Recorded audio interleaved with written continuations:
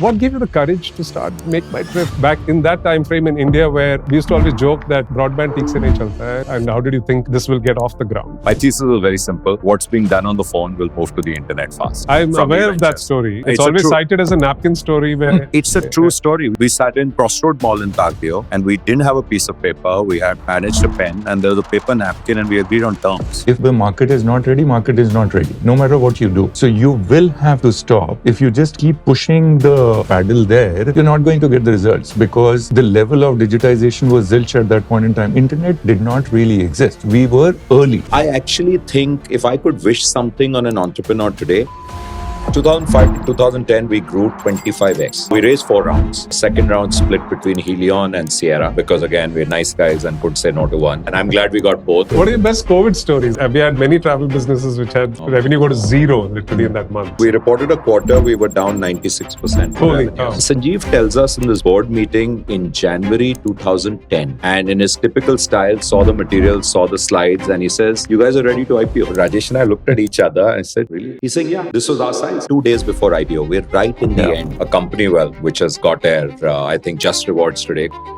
tried to derail IPO. Flippant complaint, some nonsense which went straight to SEC. Today, if you look at a founder in your shoes, and let's take the business predictability as a given. Yes. What would your advice be? I know the best of public company CEOs and founders will say, we don't look at the price. But how tenuous was that journey? What does the future look like for me? And last question, most underrated destination in India for travel? I think in hindsight, it worked out well only because of one reason.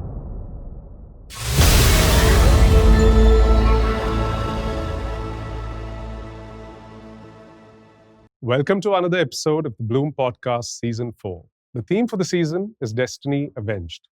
Each conversation spotlights people who fought past rejections and near misses to earn a chapter in the book on India's startup history. This season is brought to you in partnership with IDFC First Bank and Ultrahuman, a Blume portfolio company. Today, we are joined by 2 gentlemen who are part of the OG gang of the India internet story, Deep, Kalra and Rajesh Magow, co-founders of MakeMyTrip. At a time when India was still dialing up to discover the internet, they dared to build an online travel company.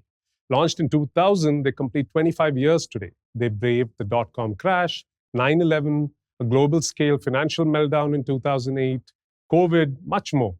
They were a NASDAQ IPO, believe it or not, in 2010. Against all odds, they've survived near bankruptcy and thrived, bringing online flight bookings, hotels, and holidays into the mainstream for India. From scraping through cash crunches and salary cuts to ringing the bell on NASDAQ, the journey became one of the most persistent and constant reinvention in that journey in India. Today, we'll dive into their toughest calls, their scars, and how they turned near failure into destiny avenged. Welcome to the podcast, Deep and Rajesh. Thank you so much. Thanks for joining us today. It's been a remarkable 25 years. So first, congratulations. That's the first thing I noticed as the cab drove into your office. 25 years, MakeMyTrip. It's lost on a lot of people that's how old the internet story is in India. Of course, they're the OGs of the internet story, which is you, Sanjeev, a bunch of these folks. But, back then in 2000, I happened to be in the US. First ever trip to the US.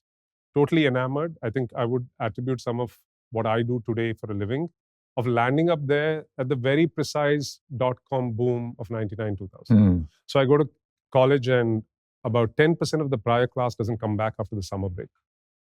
So that many skipped out of Wharton. Yeah. Right? And so you say, what is going on? And this is what you land into. First week in the US. And so you went to the Bay Area, you looked at what was getting built, pets.com, which is always used as a... What gave you the courage to start MakeMyTrip back in that time frame in India where we used to always joke that dial-up broadband peaks in chalta hai, and how did you think this will get off the ground? And maybe before that story, I always like the guests to say, who are you before that? Like what were you from an entrepreneurial background? What inspired to even think of starting as an entrepreneur? Okay, so I guess you're really taking me back to the beginning, which is nice. And I like the way you did the subtle drop of Wharton. So, guys, everyone, Karthik's from Wharton. Yeah. Right. No, but it's interesting that you were there at really boom. almost to bust. Yeah, in college. Because we felt that in 2001. Yeah. So prior to starting MakeMyTrip or thinking of MakeMyTrip, I'd done my MBA in 92, not from Wharton, but from IIM Ahmedabad, very proudly. Yeah. So I'm PGP 92. I started working with a bank, with ABN AMRO Bank, Dutch bank in India. I loved the bank. It took me a couple of years to realize I don't like banking. So I quit in 3 years. I couldn't see myself being a banker all my life. And I'm so glad I quit. My first job out of Wharton, by the way. Oh, ABN wow. AMRO. Really? Yeah. Oh, my God. San Francisco. That is amazing. That's That's amazing. So then I was getting the itch, Karthik, to do something more tangible. And I looked at various marketing jobs. Almost joined PepsiCo Foods. Ajay Banga, who's super senior from IMA, offered me a job to be marketing manager for Pizza Hut, which hadn't started in India, and KFC. And I almost took that up, including almost taking up a job with Arvind Mills for Arrow and all. And, that kind of stuff, because I guess we're of similar vintage, slightly older. But then this friend told me that this friend was in KPMG, dear friend of mine, and he said, we have a client. We don't do headhunting, but this guy is looking for someone in India, and this client's very interesting. And it's something you might like. There was a company called EMF Bowling, headquartered in Richmond, Virginia. I've heard of this story, but the world leader in making bowling equipment and running bowling centers, them and Brunswick. It was like a duopoly market. And I think Goldman Sachs had just taken them as a PIA investment or something. So they were really expanding. That was 1995. There were 10,000 lanes in China already. They had put in total market. Looking at 20,000, India had 0. Actually, we had 4 manual lanes in Qutb Hotel, Delhi. And I had bowled as a kid. And I said, yeah, this should do well. And I got so fascinated. This 1-hour meeting with this gentleman who was heading their business development ended up being a 3-4 hour marathon meeting. And I said, I'm on. And it was entrepreneurial. I worked for them. But whatever happened in India was, my doing. I set up a small team. I got all of South Asia to run, including Pakistan. So much for the Americans. Yeah. But managed to put in all of 200 lanes in 4 years. Okay. So operationally, financially, it was obviously not a success. But I learned a lot. I learned all my street smarts then. I met everyone in India who either owned real estate, which was long enough to take bowling centers, which is 100 feet, and 11 feet to get a pair of lanes. Was Phoenix Mills in Bombay one of them? That's my proudest project. So I'll come to that. Yeah. So no one could think big. It was always 4 lane, 6 lane. Yeah. Till finally Atul Ruia with Phoenix Mills had the vision. He had seen some of this overseas, and he and I got along really well, along with AD Singh, who was CEO for the bowling company. And we set up this 20-lane bowling center where AMF gave a sweet deal, and he gave the space, and it was a model center, 20 lanes, also 8 plus 12. But it connoted what we wanted. But it took me 3 years, 4 years to sell that. And the next one was going to be something with DLF in one of the, and PVR with Ajay Bijli and DLF. And we were going to convert Savitri Cinema in Delhi into a world-class thing. But that just took forever. Our tragedy happened at that time. And I knew this is going to take too long. Big lesson learned, which I think is, I still stay away from it. And Rajesh and I were talking about this with some other context. Making money on real estate in India is really hard. Unless you are with, I guess, you're a McDonald's or a Haldiram or a, at that time used to be Shoppers Stop or whatever. It's really hard. It's always outpriced the actual asset. The cost of real estate in India is just too high from the commensurate, what you can value earn. You can earn from it. Yeah. Also because we have no zoning. So that's a problem today our hotel industry is facing. Where hotel partners tell us the other day, Neil Raja and I were on our common Zoom. And he was saying, listen, it makes no sense for me to now set up hotels because there's no zoning unless an Aerocity comes along or something near the airport in Bombay comes along. I'll never make money, but I can make money doing residential, office, blah, blah, blah. So anyway, tried that 4 years, learned a lot of lessons. Didn't still realize that I liked being an entrepreneur. And the panic set in that my learning has stopped. I would look at my batchmates from IMA and various places and say, I need to go to an organization I can learn. And I joined G Capital, and kudos to them for giving me a very exciting job. I was VP for business development, looking at new areas for distribution, which in 99 was the internet pretty much. So I only spent about 16 months there, but I got formally interested in the internet. And in my personal capacity, for me, it was changing everything. And I tried to make some of that happen in G Capital India. And to their credit, Pramod gave us $1 million, set up a team to do gindia.com. But it was clear that that was going to be a Saturday project. Obviously, because the bread was buttered from finance. And, the term startup didn't exist then, but now you realize why you need a startup to do different things. Yeah. So I think I was just so taken in. I was all of 30 and I think ready to take risks. And in 2000, I just took the plunge. So 1st April, I'd written my plan. I had 2 plans, one for online travel. Okay. In great detail, and the other plan for online stockbroking in great detail. Okay. My thesis was very simple. What's being done on the phone will move to the internet fast. All of our young entrepreneurs who are listening may not even be able to think of year 2000. Yeah. But and Rajesh knows what we're talking about, and any of the other older folks. But that was the reality. So you never met your travel agent. You spoke to him on the phone. That's good. You spoke to her, and then they'd give you options. They'd run faxes. They'd do all that kind of stuff, and then you gave a check. And similarly, you spoke to your stockbroker maybe every day or whenever you wanted to trade, but you saw him only at Diwali when he came and gave you a box of sweets and all. So that was the reality. These are business models that perfectly fit with the massive disruptions of digitization, right? Whether it was internet first, then it was mobile, now it's AI. Totally. So, and we'll come to the AI part, of course, towards the end of the show. But I'll quickly wrap this. And Neeraj Bhargav tells me, he reminded me that day he was here for our 25th year anniversary. He cut our first check. I'm aware of that story. Yeah. It's always cited as a napkin story where... It's a true story. We sat in Tardeo Mall.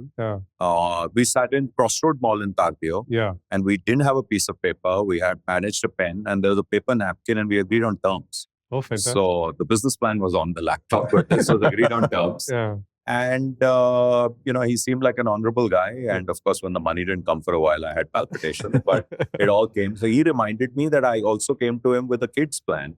And this is how taken in I was. Our firstborn was 99. So not diapers.com, but similar. And I said, no worries. And I had 3 plans. So he said, no, you had that, but we said we like travel. And I love travel. So I've always been a very, very passionate traveler, as has been my wife, probably even more.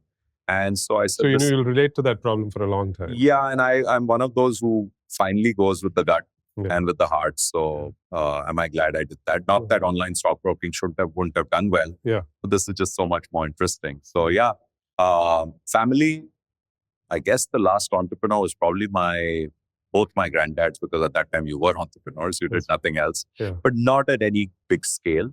My dad was in private sector service all his life with the Shriram Group and then with Chambers of Commerce, etc. And his post-retirement, my mom was a teacher all her life.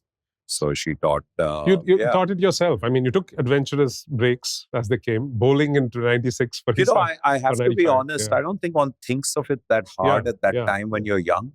And I think if you have a nice degree in your back pocket in India, even today, and you're under 40, you'll still get a job. Yeah. So that time, liberalization has happened. You've got a degree from the best business school. Yeah. I mean, you're saying, what's the worst that can happen? Yeah. You'll fall back to a job. The trick is, I think, not when things aren't going right, to hang in there and not go back to a job quickly. And we can talk a lot about that, but I'll stop here. Yeah. Rajesh, it's 20 years almost for you. Yeah. And, at least our research says that you met Deep right at the beginning, almost at the beginning. Absolutely. But you were working elsewhere for 4 years or 5 years. Right. Obviously had a finance bent of mind, a chartered accountant. But what sucked you in? And what is that original inspiration? And what is your story? Are you from a business background or your family parentage? Yeah, let me tell you my story. It's been fascinating story hearing Deep. Actually, every time you hear, you realize always a new nuance. New nuance. I'm trying to make it interesting for him. He knows almost everything. Exactly. After 25 years. Like the 20-lane thing was interesting because I didn't know about that. Because I knew many other projects that he had done. Yeah. But it's always fascinating to hear that. But my story, Karthik, to be honest, started like a very... normal middle class, thinking background, if you will, right? And that is the background that we came from. Actually, I did my CA. I didn't do my MBA in the same year as Deep did his MBA 92 again. Okay. And that's how it started. And what do you do typically after either you do your MBA or you do CA? You would look for a job which is one of the blue chip companies, right? The FMCG blue chip companies or some of the multinationals or let's say Indian great corporate houses and all.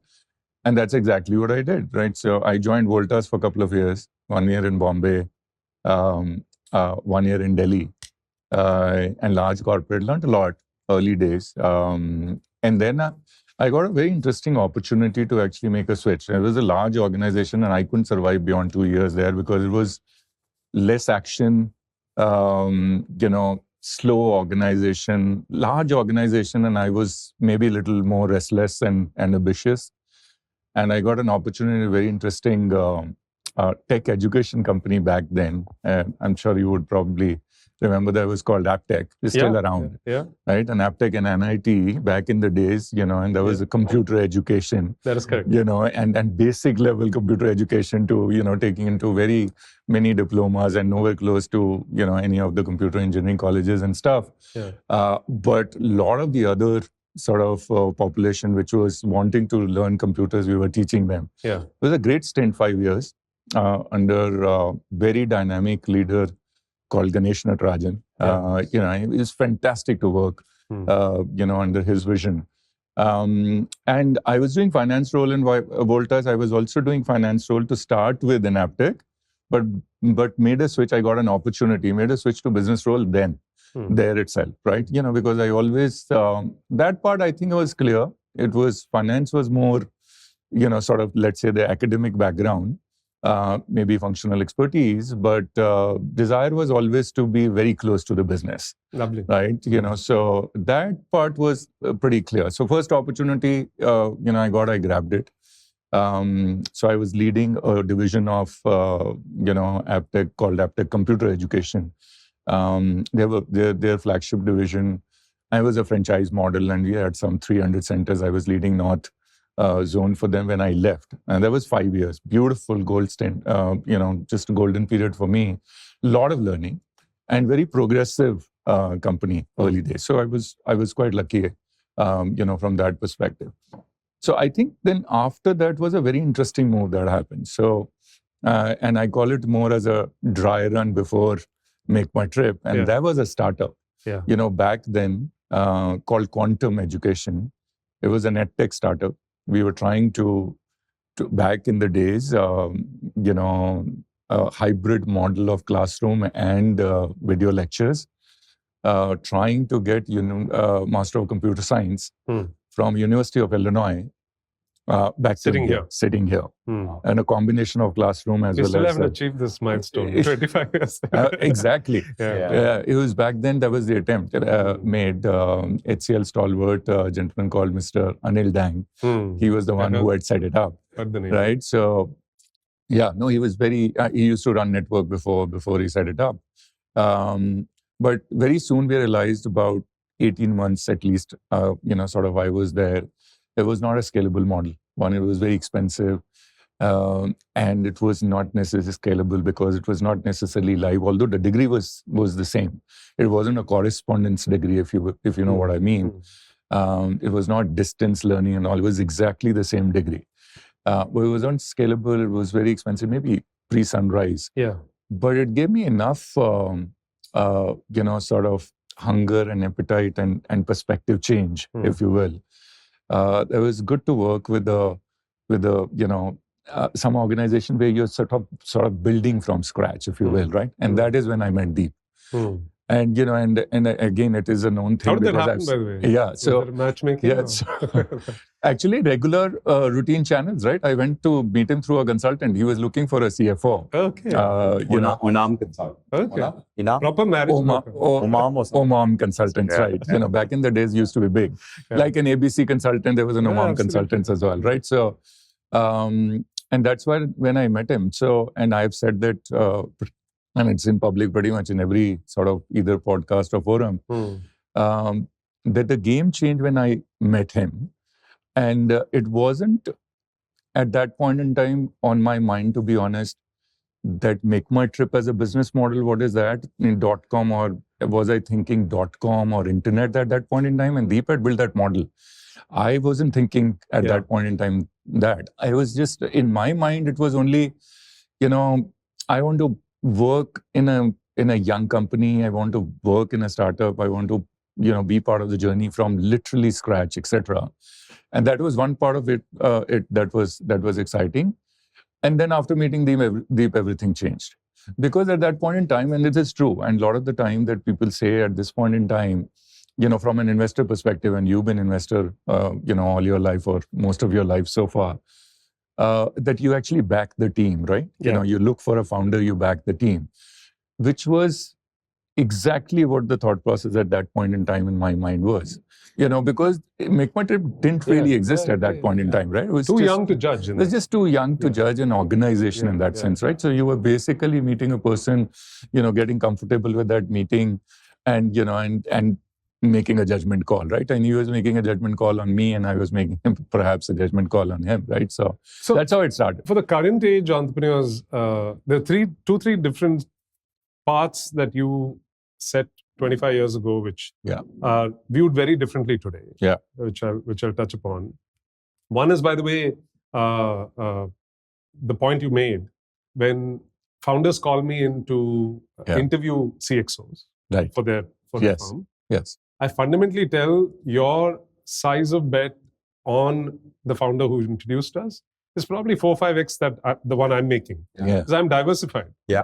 You have nowhere to go. The next 4 or 5 years are with this company. Absolutely. So if you're not able to judge the founder and the mission, and you don't love it, don't join. Absolutely. Right? Absolutely. Because your amazing. family's going to hate you for it if you don't like it and you bring that back home. Yeah. So you're making the judgment on the team. It's an amazing thought that you had like 25 years ago. It requires a certain maturity. Yeah.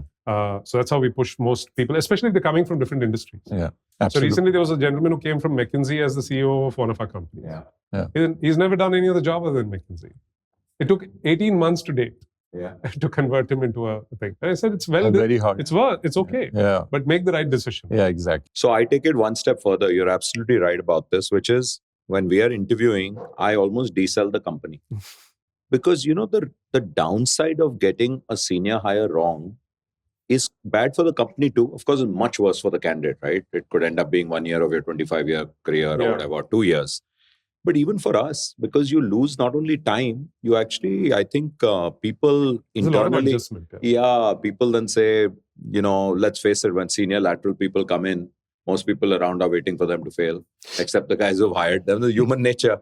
So, it's only us rooting for the person to succeed. It's a great lesson. It's really important. But to Rajesh's earlier point, I'm just so glad that I had a good day that day and I was able to attract him because, at least... It is a sell job, right? You have to sell to the talent even more than you sell to the investors. If you're not selling to the talent, there's something wrong. There's something wrong. Yeah. No, and the other point which I thought was remarkable is that you didn't have startups to gain the experience. There's none. And ironically, if you had actually gone to a corporate, we found a lot of founders in our fund one who were corporate trained. Yeah. And it's very difficult to extract them from that DNA. Very hard. And so today, when you take a first time or like a second time founder, it's remarkable how much they've learned and grasped in a 3-4 year run at a MakeMyTrip or at a Flipkart or whatever. It's on steroids, right? You're learning so much more. But we found a few entrepreneurial companies. Very interestingly, we've been very lucky with Pepsi as a company. And it's not like we went after Pepsi, but when one guy comes, the other guy tells about it. And we realized somehow they had, and maybe before Pepsi, they were somewhere else, but the Pepsi early days in India, I think they cut their teeth late 90s, early 2000s with great leaders, and they were very entrepreneurial. And they got the talent which matched that same DNA. So they got marketing, they got sales. You hear a little bit about this in Bain, for example. Has to be. Dipinder, Sahil. Of course, Exactly. So then you're right. I think it's a cultural thing which nobody planned for, but gets set in some places and doesn't in some I think places. It's the CEO who ran a company in a certain way when that company was a startup here. That's right. Bain came to India. But both of you, curiously were a part of that entrepreneurial journey, which I think sparked. You almost sound like second-time founders back then. No, you were not, right? I think we cut our teeth with, I learned our entrepreneurial chops somewhere else and didn't realize that we were actually getting ready for the brave new world. So, Our seasoned partner, Ultrahuman, is back for a second time. I'm biased as the seed investor here, but their immensely loved brand is making waves globally. Ultrahuman is a health tech pioneer redefining how we track and improve our health. Their sleek titanium ring air and its new rare metal cousins accurately track sleep, movement, and recovery to deliver real-time health insights and personalized nudges. Ultrahuman is creating a unique health ecosystem built on top of the wearable data. It just launched Blood Vision in the US in addition to India, a blood testing service that offers a panel of over 100 longevity and chronic disease biomarkers with the convenience of an at-home test.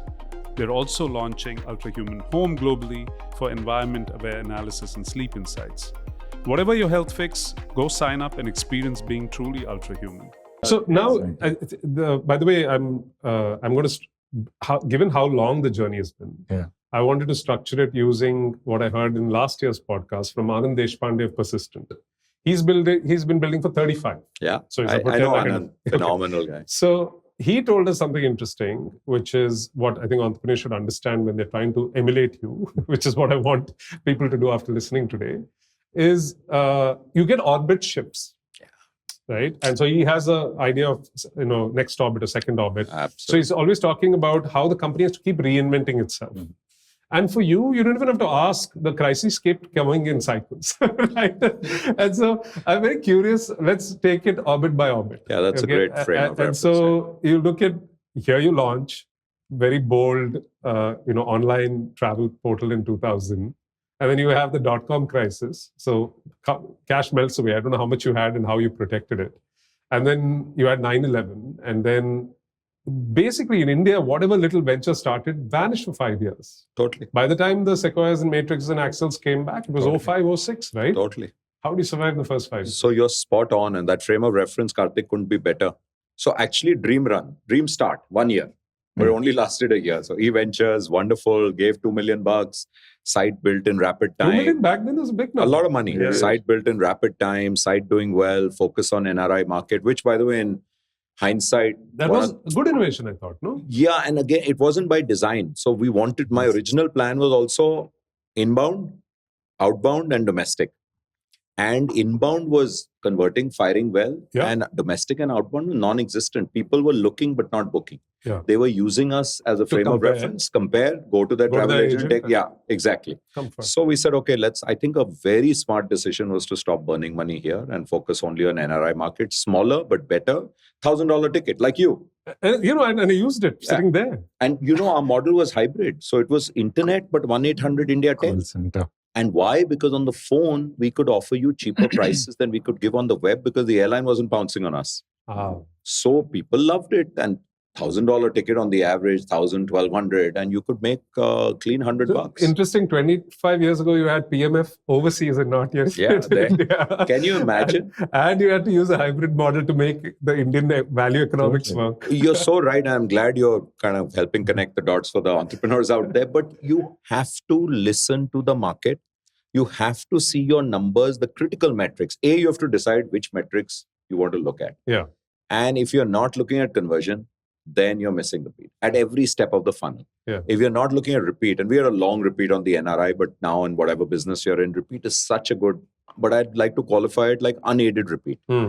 Look at 5 metrics, but look so hard on them. And if they're moving in the right direction, you're onto something. But if week on week, they're not moving in the right direction, not like in our business, we would measure and we still would measure an hour today versus the same hour last week on the same day.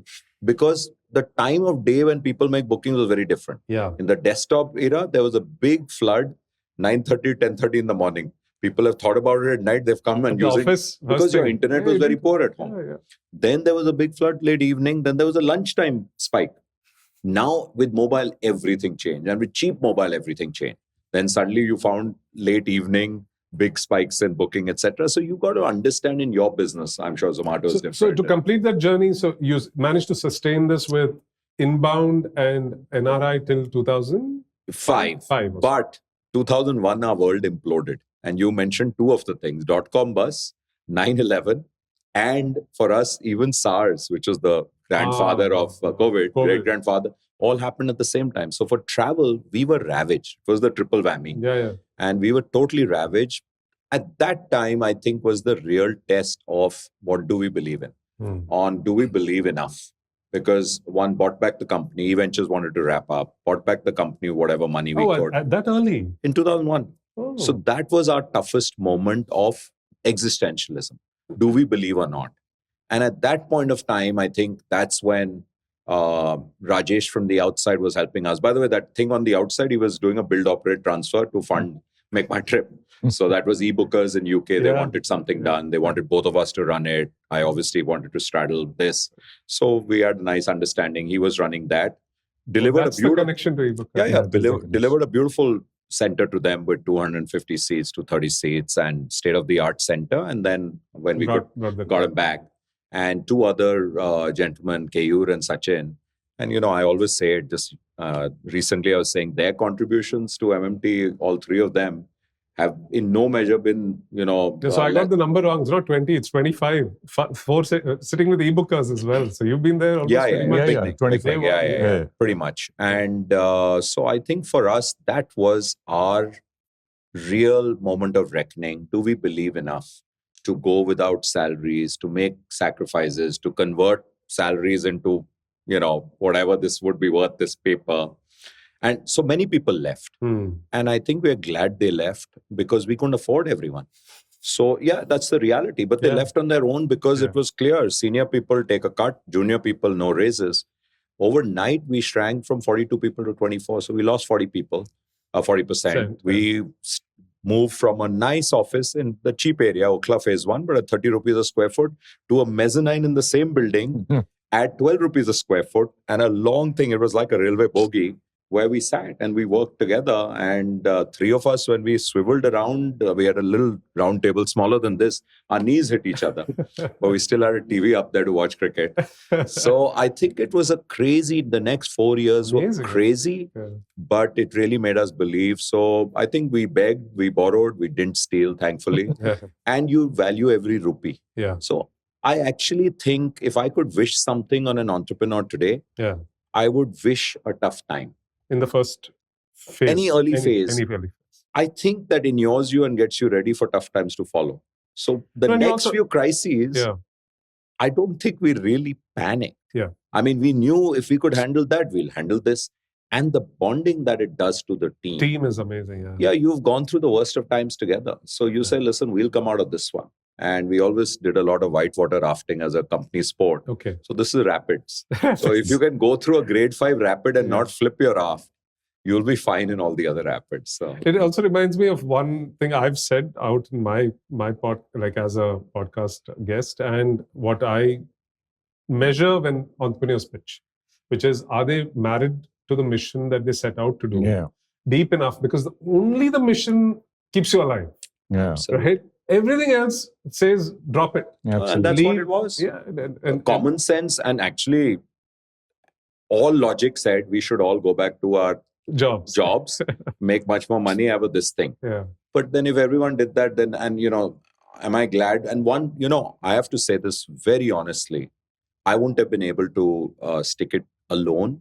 I needed each one of them, actually, band of brothers. So you are all giving each other confidence that you're not crazy. There is something here. The numbers are suggesting there's something, and we are getting there. And everyone's chipping in with interesting ideas, keeping the team motivated. The value of co-founding teams comes through in those. It's huge. So I would never, ever, if I was crazy enough to do... As CFO, were you happy with Good question. The situations that Deep was putting you in back then? I know you've evolved so much in the firm. CFO, CEO, but back then you were running the show. I'm glad you asked that. For some time, by the way, we were also sitting on terrace in Porta Cabin, by the way, those days. We ran out of space. We were on a Porta Cabin on the terrace. We created space in thin air. Where you have typically security guards sitting, that's exactly where we were sitting. Slightly larger. Yeah, we all 4-5 of us sat in a Porta Cabin. So, that phase was really, really tough. And one of the reasons why it was tough was, which is what you're alluding to, that we didn't have money. At that point in time. And, like Deep was saying, that short of stealing, we did everything possible. And there was a point where we had 1 month money left. Deep was in the US trying to raise. I think the most interesting, important point at that point in time, and I think it's our learning, and hopefully the others can learn from here, is to recognize that moment, right? And not necessarily be in the denial mode, but just to recognize that moment that if the market is not ready, no matter what you do. So you will have to stop. If you just keep pushing the, sort of paddle there, you're not going to get the results, because the level of digitization was zilch at that point in time. Internet did not really exist. We were early. And we had to accept the facts. One part of it was selling to the NRIs also. We were selling the internet was a little more ready. And that was also, by the way, the special fare niche that you were able to get because it was just a niche corridor, but it was on call center. Yeah. It was hardly on website. Not and that scalable. day, whatever part was there on the website was in the US market where the market was fully developed. And I'm saying this in the Indian context, internet did not really exist at that point in time, right? And did not exist and did not take off for 5 years. Yes. Right? Went to a standstill. You mentioned early part of the, when we started this conversation, you said, 25 years old internet, it's like 20 years young internet in India. That's correct. Sure. Like literally, right? I mean, it's just not that old. So, and that was the realization at that point in time. And therefore, we had to do everything. And that is why the ebookers deal happened. When ebookers UK was coming to India and they wanted to set up, their problem was different. They were in an evolved market, developed market. Their problem was the cost. And India was a BPO hub, developing into a BPO hub at that point in time. And they needed team and they needed domain expertise. And they found a match in MakeMyTrip. And, and that is why Deep and I was doing some dual role for some time. Then I moved the other side. And I think that turned out to be actually in the context of MakeMyTrip journey and me coming back home, very interesting because I learned huge. Because it was a matured OTA. Yeah. And in India, we were able to move pretty much every process back to India for ebookers UK. The sales process, the post-sales process, the technology process, the finance back office, you name it. We were able to just take it to about 3,000 people, because it was, the cost arbitrage, literally. And all what we had to do was to very smartly go there and sell the story and then bring them back here, right? And there was a huge amount of learning when I came back in 2006. September 2005 is when we launched again. Yeah. When we, the real money, $10 million. And 10 million was also very big at that point in time. Very big. When SAFE partners came in, which is when I came back. All the learnings that I had learned there was put to use because market was ready. Yeah. Right? So I think there are very, very interesting learnings during the difficult period, as Deep was mentioning, right? So when you go through the difficult period, then you learn, I think, a lot more than you learn when you're going through a steady market, right? So, first 5 years. And the realization, and sometimes I believe, there are many new good things that are happening to let's say, this generation of entrepreneurs. But one of the things maybe they can do better is, looking at in the past, is that you can't be restless. Yeah. They're younger and they're smarter and the risk appetite is higher. Maybe they're bolder than we were. Of course. But the restlessness was not there. It's because it takes that much more longer. Sometimes it can. Sometimes it could be, back then it was a macro issue. Yeah. But today it could be another issue, right? So that might come up, in the first 5 years. Yeah. And then you will have to pivot, right? So those are the kind of learning, those are golden years from a learning standpoint, by the way. Yeah. And then 6 to 11, 12, another fascinating orbit. Yeah. So somehow, I don't know, you have to tell us why Ravi fell in love with it. Of course, it was one of his best bets. Big payday for him, thanks to how well you folks performed. But after that, did you naturally think, IPO is a natural path? Because inconceivable in those years. And, again, same thing. What were you thinking? What were you thinking as CFO? To think that, we can IPO this company in a few years. I wish that thinking was more pervasive today. We would have far more courage in putting out companies and then compounding post facto. Yeah. So I'd love to hear the backstory for that. Sure. So 2005 to 2010 is our reference. So it's perfect 5-year stories. So 1 + 4 and then 5 years.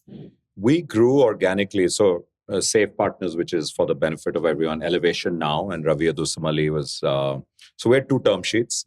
We had Safe Partners and we had Westbridge. And my friends at Westbridge, who I know exceedingly, like I work very closely with Sandeep Singhal on IIM Ahmedabad's endowment. It's our alma mater. Yeah. His idea, he, me, and Ramesh, three of us have taken it forward. Now VT is also part of it. So and Sandeep has never forgiven me. SK Jain has never forgiven me. And we're both dear friends now. And I don't know why, but they were both great offers. Yeah. And there were multiple reasons, but it was a very tough choice. And we liked all of them. And I think we just found Ravi moving faster, single decision maker. There was every Tuesday, I think I had to go to Bangalore and pitch or something. So it was one of those things. I spoke to these guys. Intuitive sometimes. Yeah, it was intuitive. And but I'm sure Westbridge would have been an amazing partner too. Yeah. So 2005 to 2010, we grew 25x. Wow. We raised 4 rounds. So safe on each round. Second round split between Helion and Sierra. Because again, we're nice guys and couldn't say no to one. And I'm glad we got both because we had Ashish and Sanjeev from Helion and we got Tim Guleri from Sierra. Tim is still on our board. Ooh, so Tim sold, yeah. Sierra sold out in 2010 after the IPO. Yeah, so he's an independent. We requested him to stay on. Yeah. And he has been a rock. I mean, and you know, the lesson for everyone is, if you get a good board member, don't lose them. Don't let them, just like an employee, just like a colleague, don't let them go. We just wanted Tim's wisdom. Also, he brought a very different perspective because he had grown his own company, Saucefire, taken it public, then been in Sierra. And he's just one of those who gives 100%. Yeah. So all calls are at bad times for him because he's sitting in San Francisco. Never grumble, never miss a call. 5 a.m. in the morning, 1 a.m. at night, Tim's on the call. Amazing. He's just amazing and he's been very, very grateful. Very, very useful. We've been very grateful. And then third round was Tiger. Tiger, yes. And Lee Fixel. I remember, and Tiger 2 rounds. Yeah, he's a dear friend. And then Rajesh got to know him really well too because he got Rajesh on the Flipkart board, etc. Yeah, I remember. Yeah. And we have to give credit to Sanjeev Bikhchandani, who was another independent for us. And great friend, philosopher, guide. And I think, you know, if there is to be a benchmark for corporate governance, it's Sanjeev. Yeah, learned so much from him. Yeah. And Sanjeev tells us in this board meeting in January 2010, and in his typical style, saw the material, saw the slides, and he says, "You guys are ready to IPO." And Rajesh and I looked at each other and said, "Really?" He's saying, "Yeah." This was our size. And we were 40 million in revenues then. That's right. They were actually not super sized when they We were 40 million looking at 60 million. Yeah. Profitable because we weren't super investing in hotel or anything. He's saying, yeah, you guys are ready. We IPO'd then. And, you know, Sanjeev, I won't say man of few words, but man of fast words. Speaks very fast. We had Americans on the board had to tell him to slow down. They couldn't understand what he was saying. And so Rajesh and I said, okay, we'll do some work post the board meeting. We had not thought of it yet. It was there. Yeah. One thing was very clear. Well, you have backers. There was no need to. One thing was very clear. We want to build for the forever. We don't want to sell. We were in it. And we said, okay. And we put our heads together. And I think next month, Rajesh organized this bake-off meeting. We had bankers, we had lawyers, we had and we had our auditors.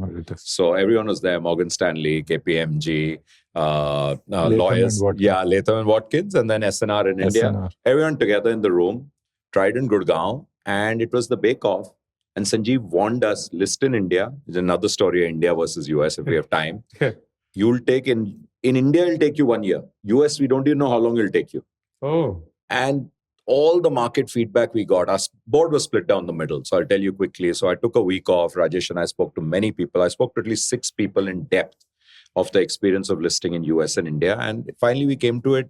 E-commerce model in India is not understood. Yeah. And we were e-commerce, unlike InfoEdge. That's right. InfoEdge got their money from companies. Correct. B2B, B2B. Yeah. Ours was B2C. And we felt we'll be better off in the US. And we decided to go, more comps. Yeah, and you know, that more comps. More and less so there was Expedia and then there was Ctrip. Yeah. And we went ahead as the Ctrip of India or the Expedia of India. Slide number 14 on our deck was just the comps. People only wanted to see that deck. So, and full credit, I think, to Rajesh, CFO, and his team. In 6 months, we IPO'd on August 12, 2010. I know. 6 months from kickoff, bake-off meeting. Amazing. So they pitched tent in office. I was thanking KPMG the other day and he was driving them and they just worked relentlessly with a goal.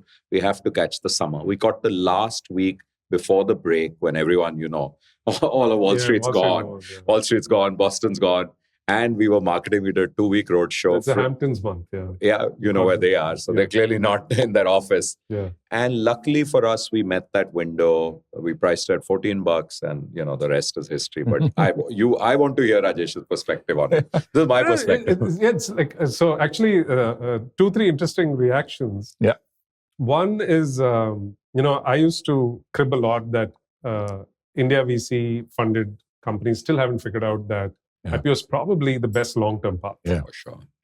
You're not going to get, if you thought Indian listing was bad, then Indian M&A is probably worse. Right? Like, I know you bought companies and you've been fair, relatively speaking, but I'm just saying it's not a great place to go and say, oh, I'll get bought for a great price. No, and you can't go out with that. And there's not too many cash pockets also. Exactly. Right? And even you had to structure it in such a way that it was stock. Of course. And then you engineered exits for everybody. Second is, so when we wrote that we started writing some pieces in 19 saying, I know what we're all waiting for.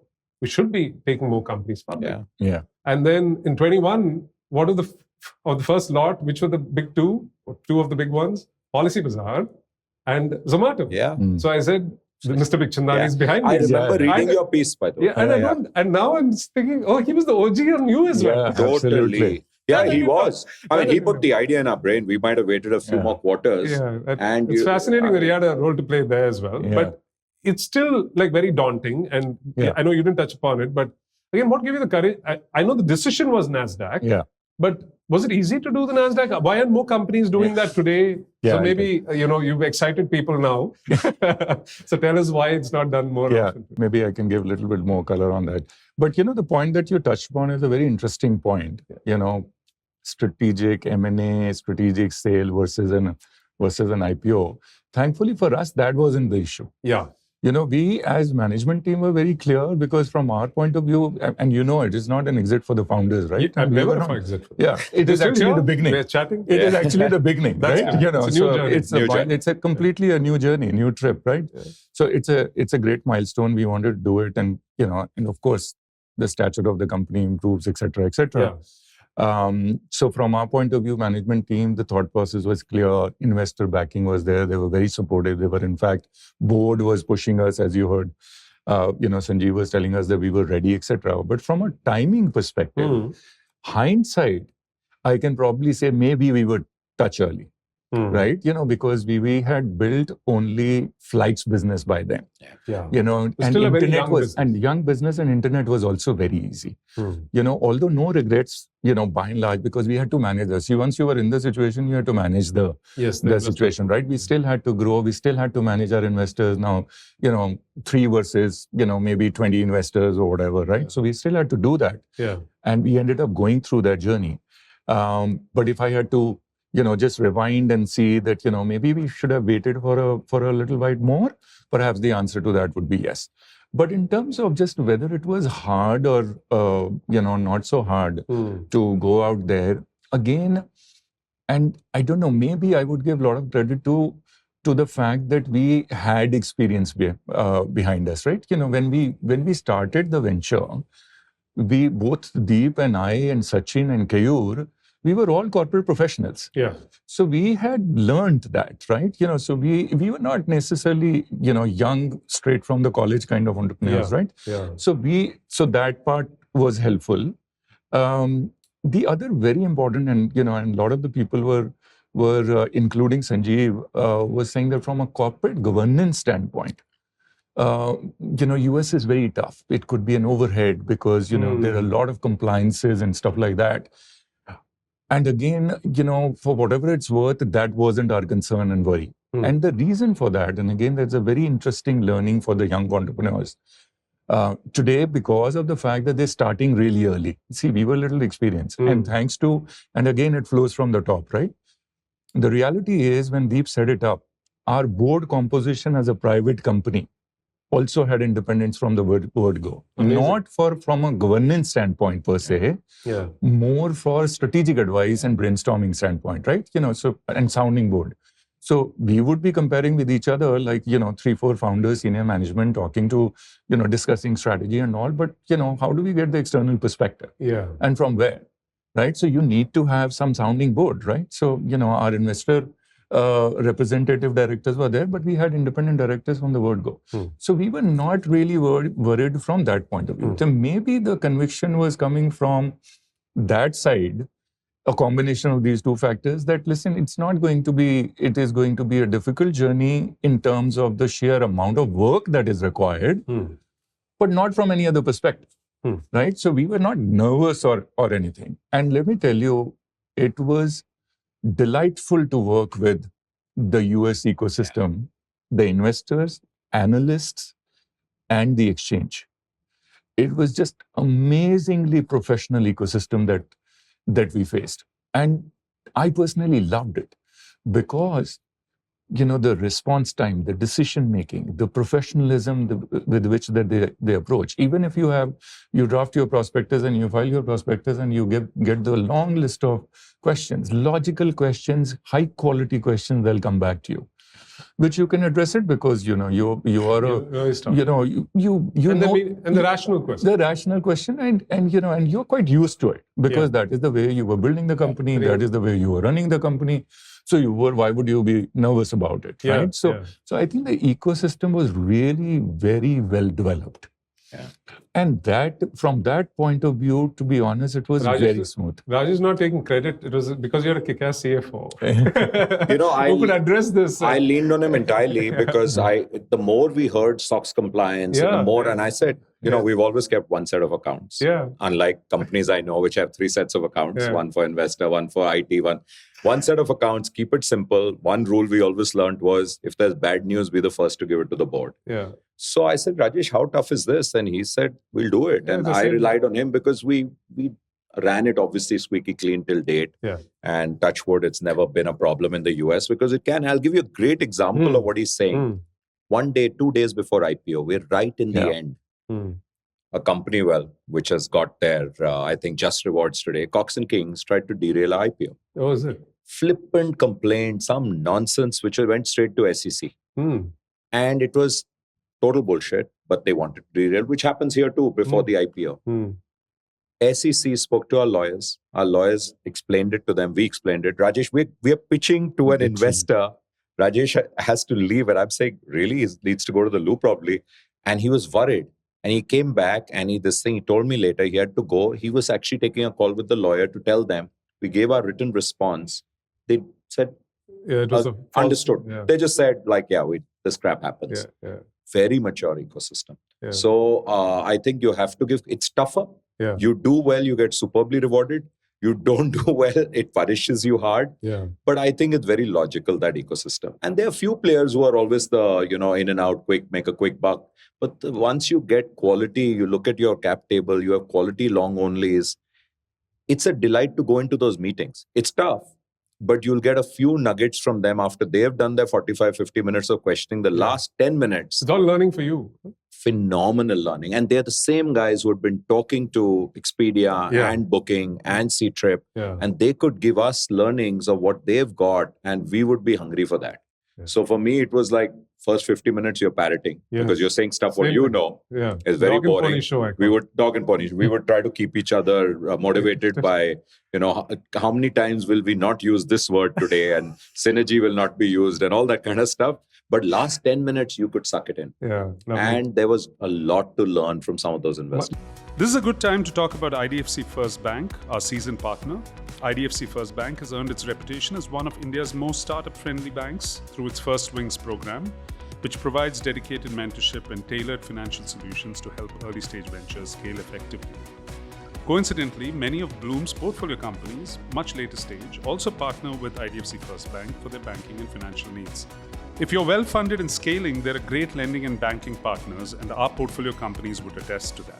My favorite MakeMyTrip story. So Sanjay and me had just shook hands on partnering. June 2010. Okay. As we're hanging out there, Starbucks, Market Street, and we see a rush of Indians walking across the road with suits. Sajay told me the story. And both of you were there. Sajay told me the story. Roadshow. And it was for us, it was like spotting a... We were going to the Fidelity office or the Capital office. And he's told me this story and it's he remembers true. it so distinctly. Yeah, and two of us, we had the other problem and our CFO after that, Mohit Kabra, is also 6 feet plus. Yeah. But our director of IR then was Taiwanese American Jonathan, who was 5'8", who is 5'8". So people would say, what is this? We only thought Indians are short. And here's the opposite. It was quite funny. Yeah, I'll tell you, Karthik, one more thing, which is again the learning, I think, and it's very important to the topic.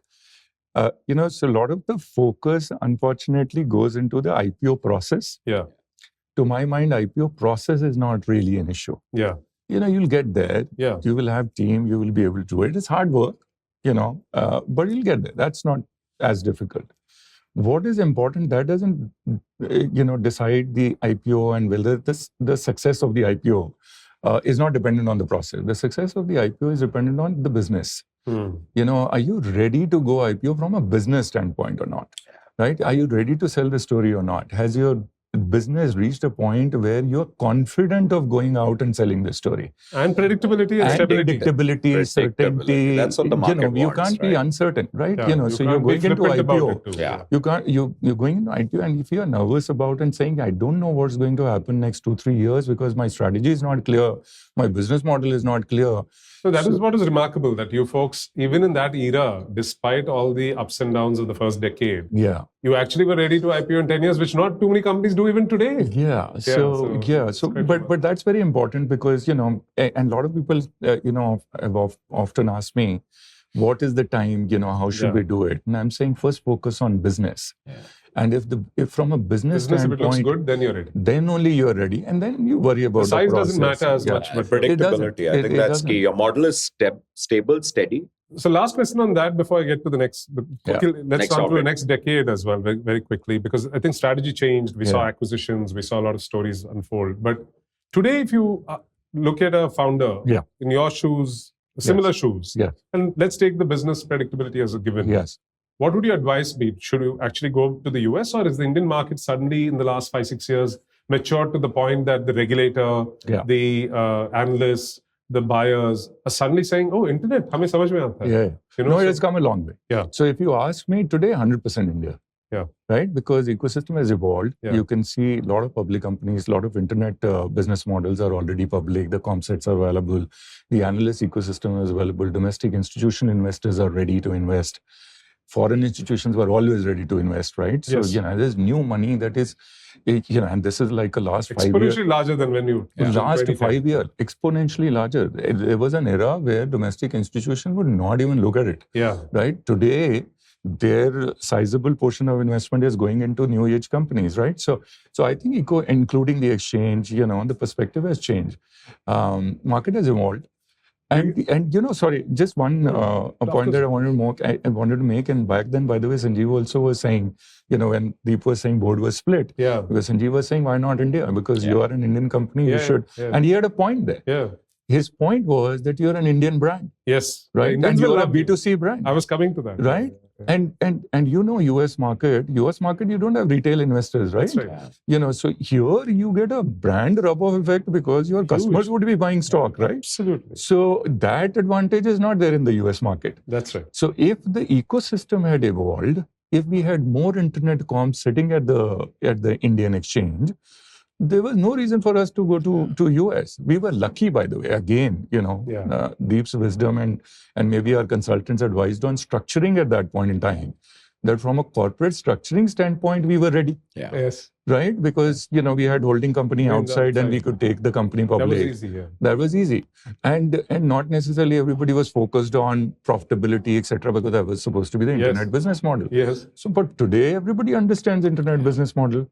And the market has also evolved. So I would say Tell me, India. as a CFO, out of just curiosity, is there a way to, now you're the CEO, sorry, but is there a way to now, not flip, but bring the ability for Indians to own MakeMyTrip in like Indian rupees? Is there an equivalent of Indian depository receipt? There was some conversation around You can do this. it today. Yeah. You can buy on your ICS, any of the direct, you can buy. We're buying the US stock though. Yeah. Yeah, no, but I mean, we're not listed there, but you can buy up to your LRS limit. No plans to have an Indian proxy. Well, I think Rajesh should cover No, I'll tell you what. See, firstly, that the dual listing, the reverse dual listing is not possible. If you're an Indian company listed in India and ADR, you can do, no idea. But the reverse is not. It's not reverse is not today. No, there used to be a lot of talk around it, but it hasn't happened. You're right. And there's still a talk around it, but it hasn't really happened. You should push. People want to own MakeMyTrip. No, I think they were trying to do it through Gift City. They were trying to, there's some talk around it. Address that issue to an extent, but it hasn't really happened. It happened at some point in time. Yeah. See, from our point of view, again, there has to be an objective. Why do you want to be, either have a dual listing or you want to go to the capital market and all, right? Like I said, the ecosystem is ready. So let us say potentially if there is a need for us, see today we are accretive, we have strong balance sheet, we have cash on our balance sheet. So we don't really need to go another market. But if we had a need potentially, hypothetically, India will be the market. And so the next decade, it was I call it like one of those mini Diwali moments in the ecosystem when you bought redBus in 2013-14. Goibibo. Goibibo bought them, sorry. And then, there was... we bought Goibibo and redBus. Yeah, Goibibo and redBus. Yeah. That's right. So Goibibo happened a little later. First, they bought redBus. Was all That's correct. That's correct. And then, clearly, travel seems like a sort of a duopoly, oligopoly market. There's economies of scale. Consolidation is inevitable. But it still takes a lot of courage to sort of integrate assets, buy assets. Yeah. What made that event happen in 16-17? I know it started getting very competitive. Yeah. So give us the highlights of the next decade, because yes, more Indians came in with mobile phones and Jio and whatnot. How did it change the travel business? And was that a reaction to the change of the market in itself, or it was inevitable that this would happen irrespective? No, I think that decade, you're absolutely right. Right up to COVID was a certain kind of great organic growth, cheap mobile internet and apps was a big turning point, big flip. Yeah. All of that, we were getting the benefits of that as market leader. I think the whole point about the hotel market. Yeah. So air had moved online very well. And airlines were very clear, you can't discount our fares, etc., which we love. We love fair competition. Yeah. Because then you win on the back of better product, better experience. That is correct. Hotels is very fragmented. On hotels, we tried every trick in the game, a lot of marketing, a lot of this thing, getting Ranveer and Alia to say, buy hotels online, blah, except deep discounting. Yeah. We didn't believe in it. We didn't believe in it. We don't believe in it today. He's a CA, I'm an MBA. We learned it in a very different. So we said, you can make less money, but you can't lose money on a transaction. I mean, that's crazy business, right? That means if you sell 1 million units, you lose 1 million into per unit. But obviously, Naspers had a different playbook. And, they had deep pockets and they were able to do this game. And it started in China, I guess, this game of, deep discounting, etc.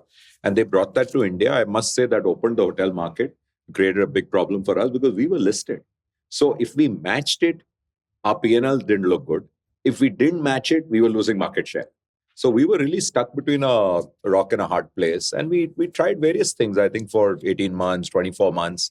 And finally, we figured leverage balance sheet and probably what we need to do is, really consolidate. So later when we were chatting with Naspers, with the folks, Pat and all, this was their plan. So, they had one plan. They're going to sell to us, but they forced us to buy. Yeah. I think in hindsight, it worked out well only because of one reason. We both had realized from a couple of acquisitions we had done in the past, particularly those not in India or overseas, if you don't get into it yourself or have someone who is the what I call karta dharta of that acquisition, it'll fail. Yeah. So we rolled up our sleeves. We decided we're going to have to make it work. It's too big. We didn't touch redBus because it was run by two professionals who were doing a great job and there was no overlap. We didn't have a bus business. Yeah. And Prakash and Anoop have been doing it since then and doing a great job. And, just get overall guidance from either him or me. Earlier it was me, now it's him. Yeah. And they know what they're doing. Now we look at synergies on buses, etc. But by and large, that was a very well-run unit. I think great culture too. Yeah. But on Goibibo, there's a big overlap. We couldn't obviously have everyone. It made no sense. You can't have two CFOs. You can't have two this thing. So we did whatever we had to do upfront. But then in all fairness, we wanted to embrace all the goodness we got of the brand and actually keep that as a brand and play to its advantage. So when we initially also did our market analysis, we realized the overlap in the brands was not that crazy. It was actually in the low 20%. So MakeMyTrip had a higher income profile. This had a younger and lower income profile. And that we cleaved it further. So now the overlap in the two brands is probably in the low teens. I don't even know what it is now. Yeah. Even now. Very clear. Yeah. 25%. And that I think has really worked. But it took a good year and a half of working hard to make that happen. And that was our KRA. His and mine. And we said, we're going to make this happen. Founders have to make M&As work. Yeah. And such a big one. It could have brought us down. Yes. And huge the toughest thing is people always. See, we all know M&A on paper is easy to do. On spreadsheet and PPT, it looks very sexy. And investors like you are saying, oh, wow, this great looks A plus B is equal to DDG is wonderful. The moment you have to make it work on people, because every individual has his or her aspirations. Yes. So how do you figure out who's going to be there, not be there? And when you bring in people, I think we said all along it's a merger and we really treated everyone in the same way. I'm glad. It's a great playbook and example and case study. Big learning. For Indian tech. Yeah, we don't have too many of these stories. Normally you end up losing all the goodness. Yeah. Either that or the differential in mindset is, I have to be deeply acquisitive. Exactly. And we just looked at it from their point of view and we said there was such good talent.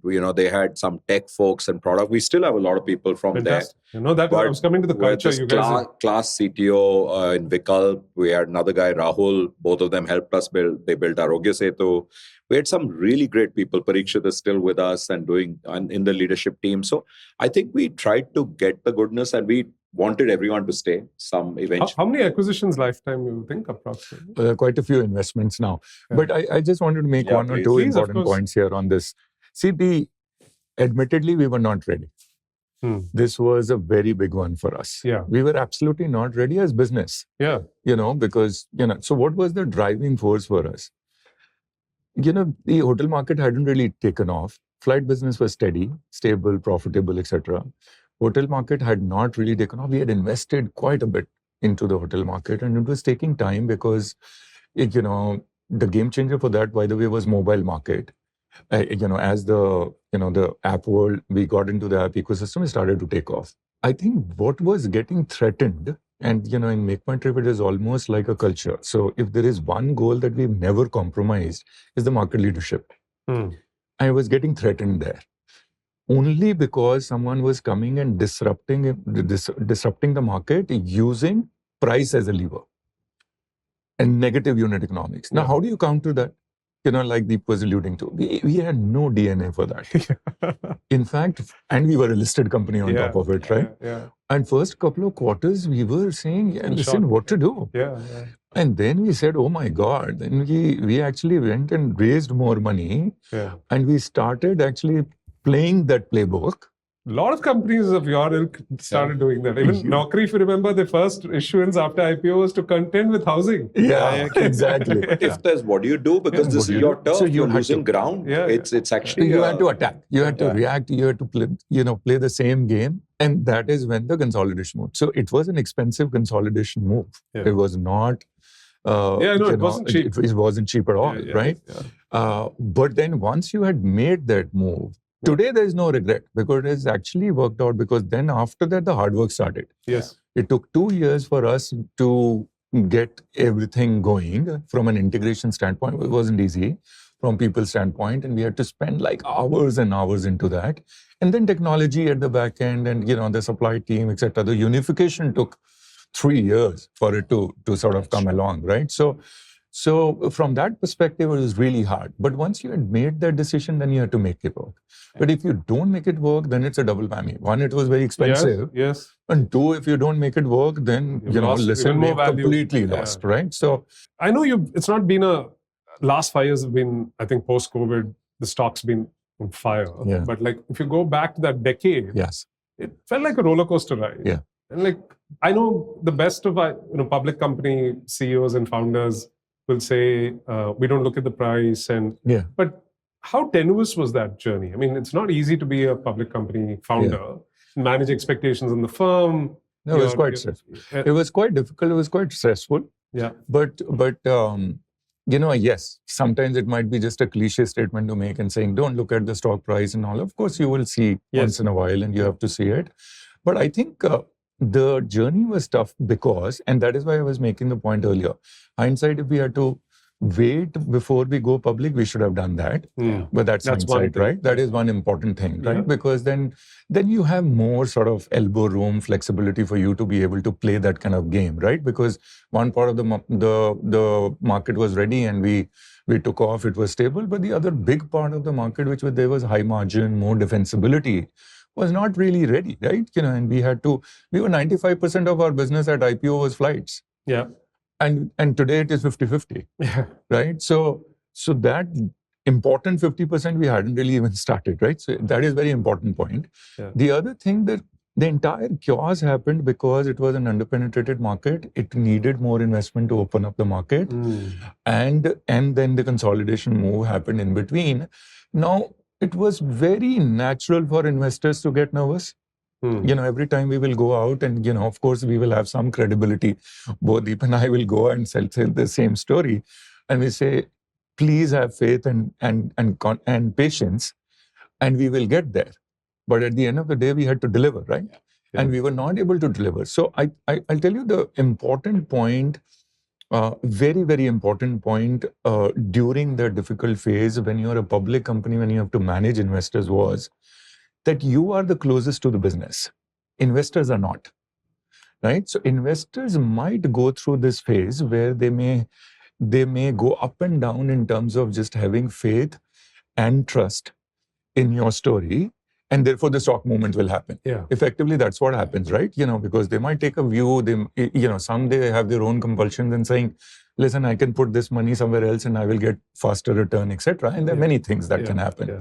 But because you know exactly the reason why it has not taken off, and you are in control of that situation because you're dealing with it, it is only a matter of time that you know, then you have to continuously keep going and not worry too much about that. Yeah. Because then it'll fall in place eventually, because it was just a matter of time. And it's so interesting.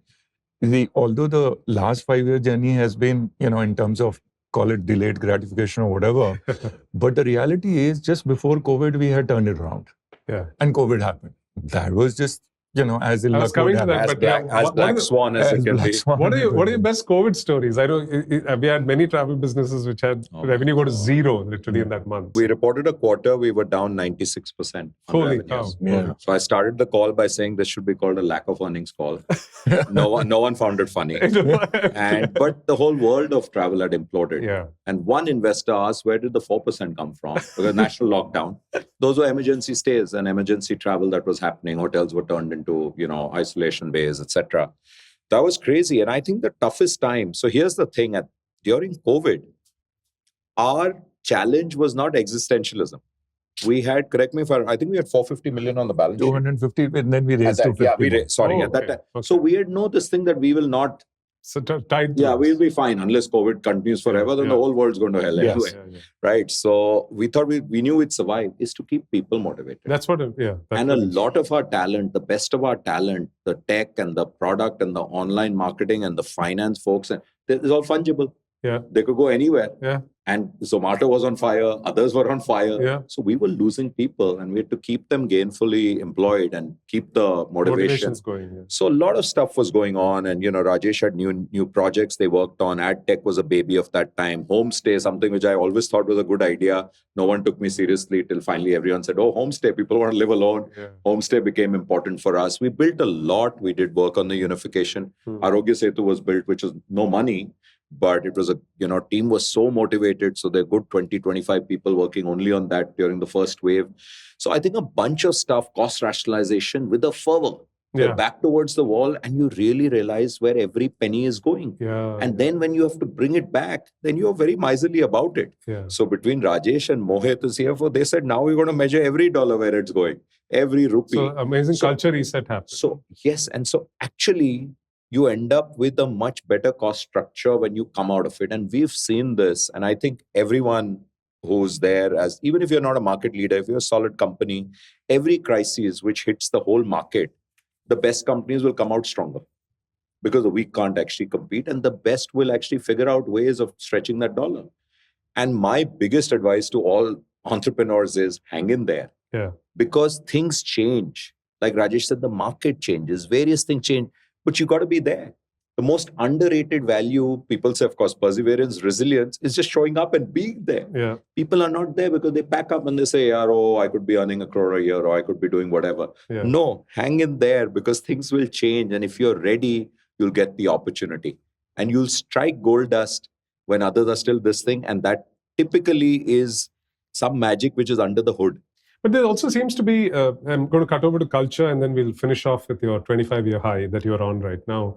But this seems to feed into 2-3 things we've heard about your culture, which is when actually the market has this turmoil, you always have tended to double down is what we hear. Mm-hmm. Like, what gives you that courage? Was it always that you had already built up reserves and you were smart doing that and that gave you the edge over your competition? Or I don't know if it's that. I think just from a DNA point of view, the one thing common, definitely 2 of us, but even if I look at the rest of the team, leadership team and the earlier co-founders, I do think crisis brings the best out of us. Just the DNA. We're just, I really think so. So it's terrible, but then you really, really rise to the occasion. Because you've had like 6-7 of these enough, and hopefully no more. But it brings the best, and we've seen that in our team. And I think what you need is great camaraderie. Yeah. You need trust in one another. Yeah. And there's full leadership team. I'm saying everyone needs to trust each other, not second guess them. And at one level, you've got to have the belief this too shall pass. But will you come out stronger? So that famous saying about whoever's swimming without trunks on and all that. So we've seen that, and I'm not saying we're ready for anything, but we're definitely tougher, stronger. That these things, nothing is going to last forever. A tough time or a good time. At that point you and Rajesh made earlier is so true. In good times, your head is up in the clouds. You're winning. You're not learning. You're learning only when you've got whacked. You're down and out, and you're saying, why did this happen? No one says, why did it happen when you win? No one had, you say, you won, you were so good. Or the recent, we can't have a podcast without a cricket analogy, at least with 2-3 of us. So you look at the last series.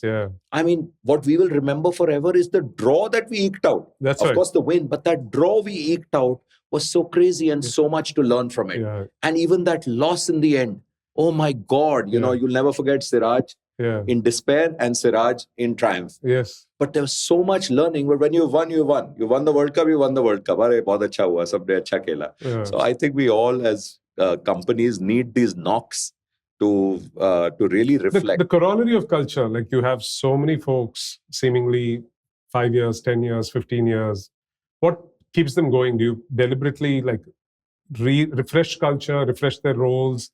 Like what motivates them? Or is it wealth creation? What tips for founders? Rajesh should comment what he doesn't tell you. While he was CFO, I think he was also HR. No one has more patience. I'm not taking away from our CHRO now, but no one has more patience than him. I will meet people and I'll run out of patience after a while and say, okay, he has, I don't know how much time and patience and really this thing. So we should ask him this question. So I would love to hear. Okay, so well, I wanted to just add one point to the previous conversation. Very important, because during COVID, what happened? Because you see, one part of it was just the resilience in us, right? So the best comes out of us during the tough period. But in this particular phase, what happened, as I was alluding to earlier, right? Our core business, we were in control and we had completely turned it around. Market dynamics were sorted, etc., just before COVID. So we were confident on the fundamentals of the business and the pillars of the business. So all what we had to think about was, okay, post-COVID, when the market comes back, we will rebuild that, right? So you weather that storm, and that you weather it, cost rationalization, automation, opportunities, etc., etc. The thought that was driving for doubling down was that we are going to lose this 2 years, if not more. And therefore, how are we going to make it up as we come out of it? Because once you slip, it's coming back up is very tough. It's very hard. One part of the job will be rebuilding it, resurrecting it. And okay, so if your pillars are strong, fundamentally you are strong, you will be able to rebuild it. Brand was very popular, strong, customer experience was great, etc. But how am I going to make it up for the growth, right? Because the new avenues, etc. That drove, and we had resources at our disposal. And the last thing that we want to do, and it was an existential crisis for us, to take difficult calls, right? We ended up taking some, which were very difficult moments for us. But then we said, okay, use this period, lull period, when the action is not there, to double down on new areas of investments. Yeah. So actually, I think the number of projects that we ended up doing during those 2 years, I don't think cumulatively we would have done it in the last 10 or 15 years. Yeah, because no daily fire to distract you. Exactly. That's the reality. You want your tech resource on the best thing, but every day they say, hang on, there's something breaking, something's this thing. So this will just, So on the culture, I'll tell you. Never lose a good crisis is what Never lose a good crisis. Because it's an opportunity, right? So it's an opportunity for us, and it worked out well. So on culture front, I think what you, your point is really valid because, our retention rate has been quite high. Yeah. And it doesn't happen just like that. And I think it's just, again, you set it up, but then everybody has to sort of participate and contribute to it. And a couple of things. I think the general environment, by the way, at MakeMyTrip is very sharing and caring kind of an environment, right? During crisis also, we are all together, we're talking to each other and caring. And cracking jokes. And cracking jokes, which is the second part, which is also fun at work, even during crisis. So we would have our anxious moments, but, guess what? We will still be cracking jokes amongst us because, otherwise there's no other way to deal with that stress. The other very important, and that, by the way, a lot of the credit should go to the gentleman sitting out here. No, it's just the sharing of wealth.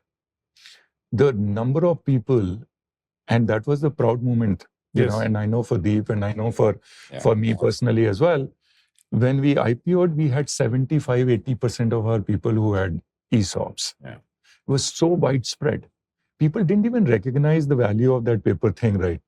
Back then. There are very interesting examples where people were figuring out, oh my God, suddenly that paper has become very, very valuable, right? Which is like an HR letter giving them some ESOPs or whatever, right? And that culture continued, right? So it was not always saying that, listen, we are working it together, building it together. Can we also share, right? And I think, and that is what happens, right? So let us say, we had difficult moments, but at the top 150 people, they had spent 7-8 years, but we hadn't really gotten the same benefit in terms of wealth creation, opportunity, etc. Let us wait because, it is bound to come at some point in time and wait. And then, the magic happened, right? So I think that also was very, very important. And also about letting go, hiring better than yourself, having a very collaborative culture, listening to people, etc. That goes a long way in terms of building, I think, scalable organizations, right? So we've been very lucky with our leadership team. Yeah. Across the board where the retention. I know both of you are doing a great job of rewarding a lot of your leadership team, but I am going to give you extra credit, both of you specifically, because also I realized, we were doing an episode on Indigo, and Aditya Ghosh was chatting, and it just came up in the conversation in this fashion, that it's also sometimes serendipitous that it takes a very specific combination to pull off everything, right? And if it was not Gangwal and Bhatia, right, almost like two individuals on the planet. Yeah. Any other combo, you might not have had Indigo. And I'm going to leave you both on a high and say, any other combo, I don't think we would have had a MakeMyTrip. No, that's very kind. I think you're simplifying, but fantastic journey. And I want to end on a high and ask you this question because I was just looking at your numbers, and I know. I remember Rajan, I think once had said, you'll have a travel company in a MakeMyTrip, which compounds. Now, there's a point where the business is established. Now it's about, they grow with India. And see, it'll become a $10 billion company. This is about 5 years ago. I know. Yeah, so full credit to him. Oh, Rajan's been amazing. And so in those 5 years, we've seen that trajectory. And then I was looking at it, almost give or take any given day, $10 billion of market cap. Almost at $1 billion of revenue. Almost at $100 million of profit. And so, if you look at, if you're a statistician and you love cricket, it's like seeing a 1,000-run innings finally come to play, right? True. So, Nice. in various ways. So, remarkable, but what next now? I mean, 25 years done, and I know you've seeded and become the chairperson, and Rajesh has done a fantastic job of continuing the legacy. What does the future look like for MakeMyTrip? Okay, I'll give you my view both of you as non-executive chairman, and then he'll give you. So what I would like to see, I can't even still think of it as only a board position. Yeah. I do believe that the AI opportunity is, it's the internet opportunity plus the smartphone plus mobile internet plus app all rolled into one on steroids, which means it's also a big threat. So we are doubling down. Because otherwise, some kid in some garage is going to come and eat our lunch. I believe that. So staying paranoid. So totally, I'm in Andy Grove's camp, stay paranoid. And I'm always telling the guys, and I'm always pushing, and I love testing our own product. And I have to say this, 2 days ago, I made my first booking speaking in Hindi only to our chatbot, which is lovely. A real booking, not a test booking. I was great. And 90% was great, but 10% there was feedback, which my guys are now tired of my voice notes. This time I type. I give a long this thing, but I think we need to keep doing that. Yeah.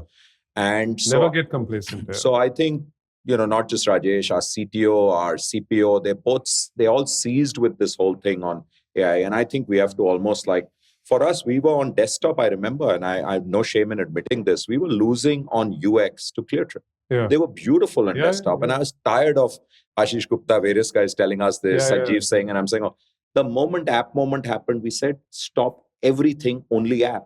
And on app, we never looked back. Yeah. And not that we are competing with them, we just said, listen. It's a moment. You don't want to lose the moment. So, be like Wayne Gretzky, be where the puck is going to be, and not where, chasing. I know we didn't get time to touch AI, but we got the answer. So that's my role now. And I'm very happy to tell them, guys, we got to be there. I could be wrong, but I'll keep on pushing them, and then Rajesh will tell you how to execute. The CEO's version. No, but I'll tell you, if you really look at it just from an India macroeconomic position point of view, and a lot of people would say today, the next 20, 30 years is going to be India's moment. Yeah.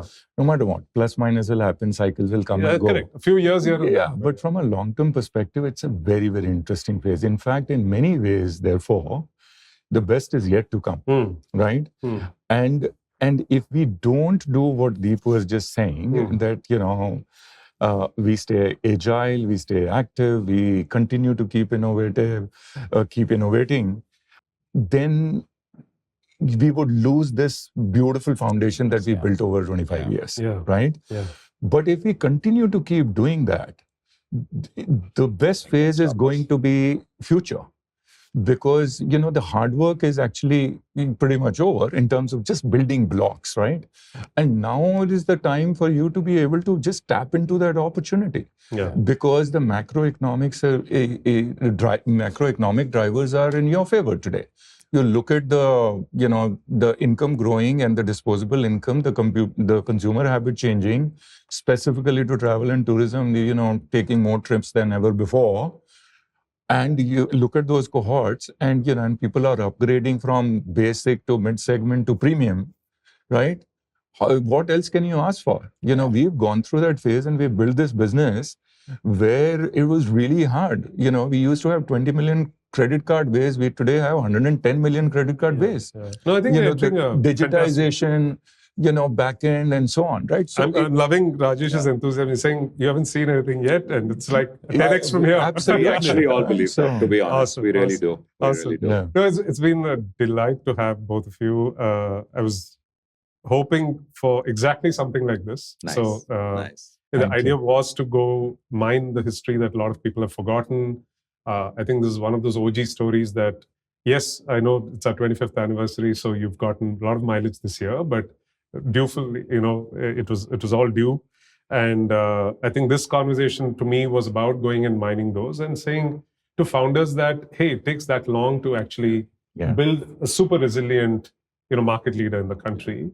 And is that your goal or not? Exactly. And so if it's not, it's okay. I mean, it's not for everybody. That's a choice, but that's a choice that you have to make if you want to emulate them. So thank you once again. Just before I let you go, I'm going to ask some fun rapid fire questions. Okay. And I want to say thank you for doing this because I love the way you've taken out time from, what you're very busy yourself. But it's nice to see investors. Very rarely do investors do this. No, I think we found it incredibly enriching for founders or our conversations. Great idea. So now we refer to, see, Deep said this. No, but it's a lovely give back. So I'm glad you're doing it. It's a good give back. Yeah. Okay. So one word or phrase in which you would describe each other. Anyone can go first. Okay, so Rajesh, I would say, is super dependable. 2 words. Embarrassing moment for both of us. Deep is a perfect leader. Awesome. Wow. Awesome. Okay. And COVID's hardest call in one sentence. If you had like anything that stood out. I think just keeping people's spirits up at all levels, not just our employees, but even what's happening with their families. And that was the most toughest part for me for COVID. Yeah. I guess the most difficult decision that we had to also take were to convert our 20 company-owned centers for holidays packages into franchises, which means that we had to let go. I think that was really the most difficult one, For sure. especially the kind of culture that we've always, sort of thrived on. Favorite holiday destination? Keep going back should be favorite. So then it's probably Maldives. Okay. But You go there a lot? but typically seeking the new. So for me, it's seeking the new, like wild, crazy, offbeat. Okay. Well, for me, it's a recency effect. It's actually Queenstown in New Zealand. Oh, wow. Oh, is it? Oh, wow. Okay, Yeah. okay. And one metric you would like to track? I know you brought it up in the conversation, but if you have a different answer or the same one metric, if you could only track one. Only one. Oh, boy. I guess overall conversion then for me is, still the most important. Unit economics, everything's important, but one is tough. But I would still be, I'm a big fan of conversion improvement. Unaided, no coupons. Yeah. It has to be, for me, on customer focus. So I would say repeat rate. Repeat. See, between us, we have it covered. You have it all covered. By the way, you didn't comment on our unintentional dress code. Can you imagine? I texted Rajesh in the It's morning. meant to be, sir. No, I said, Rajesh, is it Actually, it was meant to t-shirt, be. shirt or blazer? Yeah. And he said, just shirt, I guess, is fine. And we end up in bloody same colors, almost same. Almost And same. blue pants, almost. Yeah. Unbelievable, embarrassing, but good. Yeah. And no, it's fantastic to see that sync cosmically. But Uncanny. 2000 to 2025, like what has changed or what advice changes for founders in these very dramatically different startup environments? I think the market is ready now. So you can hit the ground running. Your proposition has to be world-class. So your product offering and proposition has to be world-class. Best in India is not good enough. Today is a global market. And I think you've got to be like very, very good on your tech side. I mean, it's not like, we were lucky we were where we were without a tech founder. We got that That's far. a big difference in trade. Yeah, today there's no hope for Do you have that. any? What has changed dramatically is actually the availability of capital. Yeah. If you compare for 2000 and especially with the young new age companies, right? Yeah. I mean, today that's not really an issue, Yeah. right? Even 1 hour and you get term sheet. exactly, right? So, and big checks, Yeah, right? big So checks. that's not really an issue. So Yeah. you don't have to worry about it. Early days, we had to sweat it out, but I don't think you have to worry about it. If you're obviously business is good, idea is Yeah. good and all. I think the other one has to be long-term thinking. I mean, you can't be restless. If you're, again, you can make your choices and every choice could be good from your perspective. But if your goal is to, just build a business, sell it in 5 years, it could be a completely different. But if you're really thinking about, especially a country like ours, it does take a really long time to build long-term sustainable business. So long-term thinking. It's difficult to simulate, but if you were back in your late 20s, both of you, and you're sitting in 2025, and now you have to look at 2050, what would you choose to build? Pure play AI company in travel. Yeah. Yeah. I think it has to do something with technology. Yeah. Because the power of technology, now today it is AI, Gen AI, put 10 years down the line could be anything, but it had to be around technology, not necessarily maybe brick and mortar. And last question, most underrated destination in India for travel? Actually, I think it's between Ladakh and Havelock and Andamans. I've also been to Lakshadweep and it's going to open up beautifully, but I think these two are just unbelievable. I think Northeast is underrated and under visited, underappreciated quite a bit. All four. Sikkim. Everyone who's listening, MakeMyTrip is open for bookings. Yeah, absolutely. Absolutely. Please book and head there. But again, wonderful. Great. Wonderful having Thank you so both of much. No, Thank you. Thanks Thank you so much. Thank you. Both of you get like a nice little, set of rings from Ultra Human. Wow. So I know you're users of other tech as well, but give it a shot or gift it to your wife or kid or Thank you. Yeah, so we have sizing kits. You just have to size yourselves up, and Thank maybe I know you're not married, but in the way you are, so you can exchange. We don't have to exchange. Thank you. Thank you. Thank you. Thanks for All right, that. okay. And a little token of our appreciation. This That's is not for little. Rajesh. Thank you. And Thank this- you, dear. And this for Deep. Thank you. This And was- this? Oh, Yeah, this is this it. goes inside. Oh, wow. Okay, thanks. There you go.